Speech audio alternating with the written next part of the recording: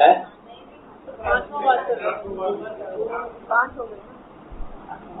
5 वात्सल्य हो गया।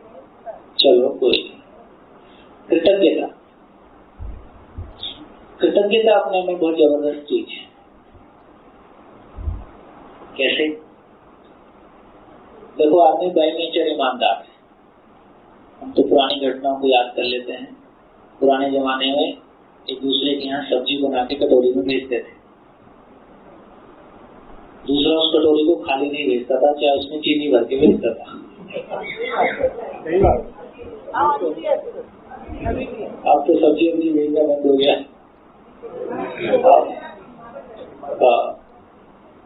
अब ये हो गया कि हम लोग सब्जी दे रहे हैं, उसके हम जाने वाले हैं। धन्य धन्य, ये इलाका है गजब का। वैसे स्पेशली आत्माएं अवतरित हुई हैं। वो कोई हमको घर खाने पे बुला ले तो कैसा लगते रहता है? उनको कब बुलाना है, ये कार्यक्रम बना ही रहता है। ठीक हो गया? तो इससे समझ में आता है कि आदमी बाय नेचर ईमानदार है। कृतज्ञता का मतलब है मेरे समाधान और समृद्धि पूर्वक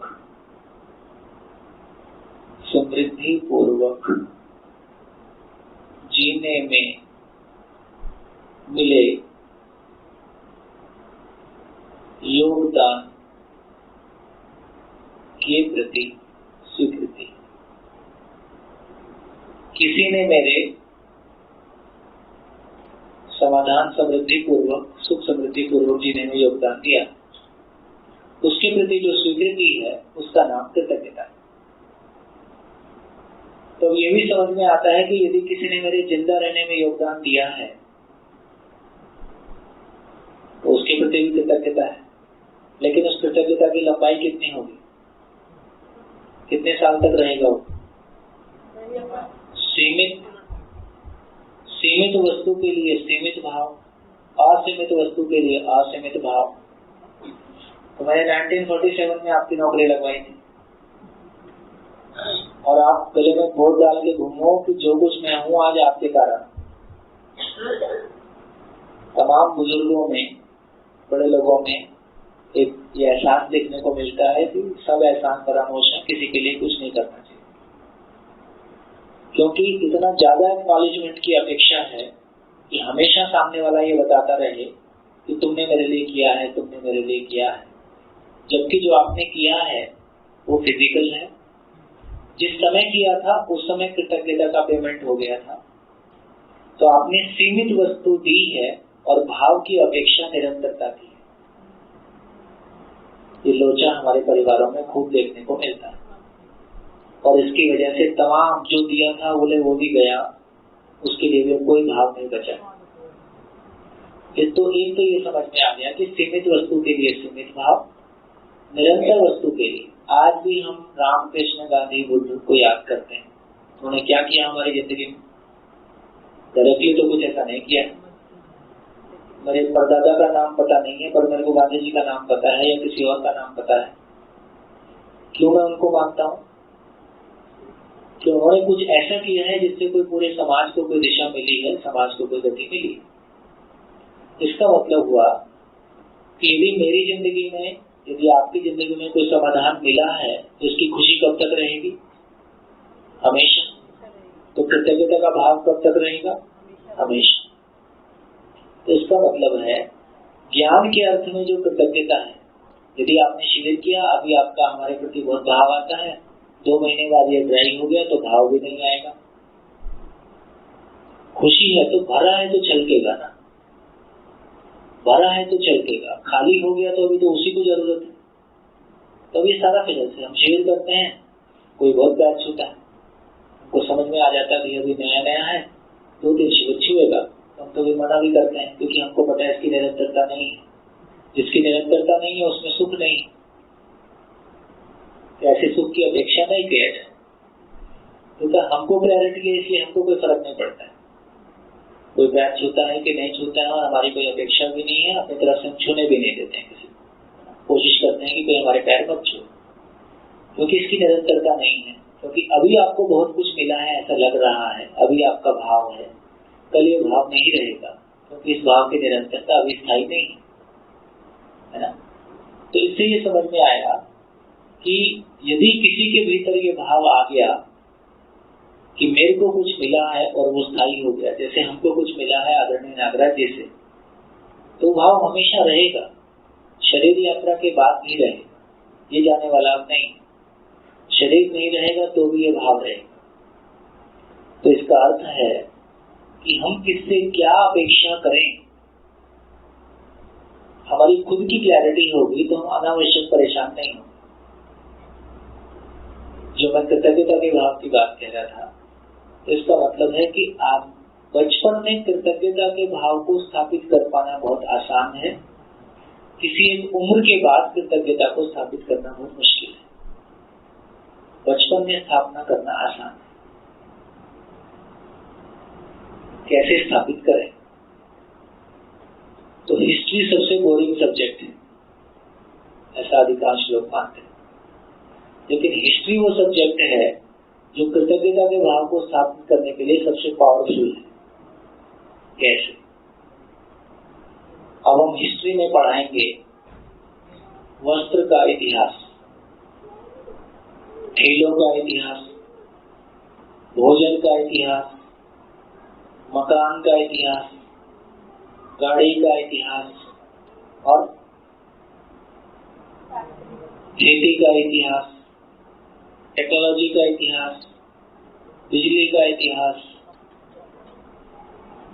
देखो लगभग 10 तक पहुंचते पहुंचते हर व्यक्ति में अपना कैरियर चूज करने का भाव आने लगता है। यदि 10 तक के बच्चे को ये सारे इतिहास पढ़ाए जाएंगे कि हमने कहां से यात्रा शुरू की और आज जो मैं कपड़ा पहनता हूं इसमें कितने लोगों की मेहनत लगी है, कैसे आदमी ने तय किया होगा कि धतूरा खाने की चीज नहीं है और गेहूं खाने की चीज है, कभी तो धतूरा भी खाया होगा और 2-4 मरे भी होंगे। कैसे आदमी ने तय किया होगा कि इतने सारे औषधीय पौधे को किस मात्रा में लेना है तो ये आराम देगा, नहीं तो वो जहर है। ऐसी तमाम दवाइयां हैं जिनको खोजने के, स्टैब्लिश करने के प्रोसेस में स्टैब्लिश करने वाला भारी तरीके से यूज करने की वजह से उसको खा के उसका प्रभाव को आकलन करने के चक्कर में उसको बहुत नुकसान हो गया। ऐसी तमाम कहानियां सुनने को मिल सकती है। इसका मतलब है औषधि का इतिहास। तो कितने सारे इतिहास पढ़ा सकते हैं। अभी हम क्या पढ़ा रहे? बेवकूफी का इतिहास, है ना। हालांकि सीबीएसई ने काफी चेंज किया है, ऐसा बोलते हैं, उसको पता नहीं है एग्जैक्टली। लेकिन अब यदि वस्त्र का इतिहास पढ़ाया जाएगा, खेलों का इतिहास पढ़ाया जाएगा, तो मेरे को पता चलेगा कि चीजें कैसे इवॉल्व हुई हैं। और आज जो मैं यूज कर रहा हूँ टेक्नोलॉजी, है ना, इसको कितने लोगों ने इस पर मेहनत की है और कितने लोगों की मेहनत को मैं भोग रहा हूँ। और उसमें ये भी बताएं कि इसमें क्या गैप है, आज की डेट में टेक्नोलॉजी में क्या गैप है, अभी खेलों में क्या कमी है, अभी के मकान में क्या कमी है, अभी के कपड़े में क्या कमी है। यदि ऐसा बताएंगे तो उसको सुनते सुनते, देखते देखते एक बच्चा ये भी तय कर लेगा इसको मैं ठीक करूंगा। उसको दिखना चाहिए ना इतना काम बाकी है। जब मैं 9th-10th के आसपास था तो मेरे को लगता था यार साइंस की बुक को पलट के देखता था, सारी खोज कर डाली, कुछ छोड़ा ही नहीं हमारे लिए। हम भी कुछ कर लेते। जब बार बार पढ़ने को पलट के देखता था, कुछ तो समझ में आ जाए यार, अपने लिए भी कुछ समझ में आ जाए, हम भी कुछ खोज देते। अब कुछ दिखता ही नहीं था। तो मुझको ये पता नहीं चलता है कि ये जमाना कहाँ से शुरू हुआ, कहाँ पहुंचा है, इसमें क्या कमी है और मैं कहाँ इंटरवेंशन कर सकता। किसी को पढ़ते पढ़ते ख्याल आ सकता है ना यार, मकान में तो मैं ऐसा कर सकता हूँ, गाड़ी के लिए मैं ऐसा, तो बहुत लोगों में मतलब इस तरह के। तो ये सारी स्वीकृतियां आने से यदि एक बच्चे को ये स्वीकार हो गया कि आज जिस तरह के मकान में रहता हूँ, जिस तरह के कपड़े पहनता हूँ, जिस तरह की गाड़ी यूज करता हूँ, जैसा मोबाइल यूज करता हूँ, जैसा भोजन करता हूँ, और ये जैसा भोजन पकता है इसका भी एक इतिहास है ना? ये सब में क्या श्रम नेचर का लगा है और क्या श्रम मानव परंपरा का लगा है, यदि ये मेरे को एहसास में आ जाएगा तो क्या मैं चुपचाप बैठूंगा? क्या मैं चुपचाप बैठूंगा?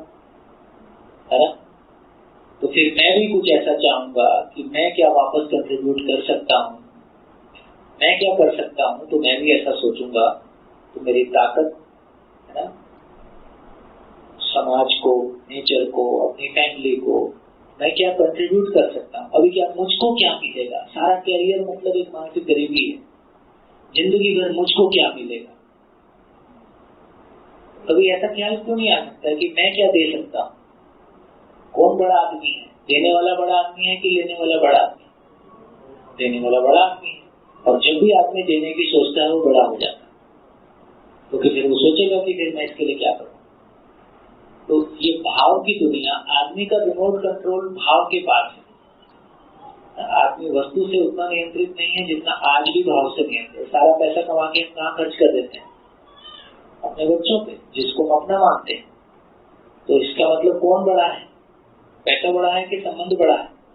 आज भी संबंध बड़ा है। Family economically non viable unit है।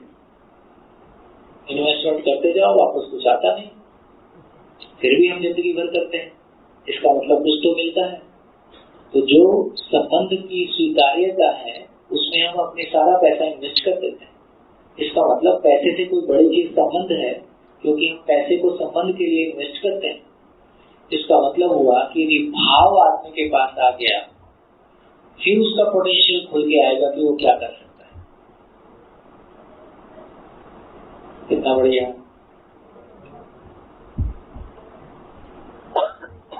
यदि ये हमको समझ में आएगा तो अब तो डेटा है सारा नेट पे। खेलों का इतिहास चालू हो जाओ, बढ़िया उसकी एक बुक बनाओ, बढ़िया उस पर कोई प्रेजेंटेशन बनाओ, बढ़िया अपने मोहल्ले के बच्चों के साथ शेयर करो, लगाओ क्रिएटिविटी। देखो आप, फिर आपको पता भी चलेगा मैं किसी भी मैंने कोई चीज क्रिएट किया, चाहे खेल का इतिहास किया कि कोई भी चीज के लिए पूरा प्रेजेंटेशन एक तैयार किया, और कितना भाव कम्युनिकेट हो पाया। जैसे शिविर में हमने आपके सामने किया, पेट्रोल खरीद सकते हैं कि नहीं, वस्तुएं खरीद सकते हैं कि नहीं, उस आधे घंटे में कैसा भाव क्रिएट हुआ। उस समय में कितने लोगों की आंखों में आंसू थे। ठीक, कहीं ना कहीं वो अपने भीतर उनको आ जाता है।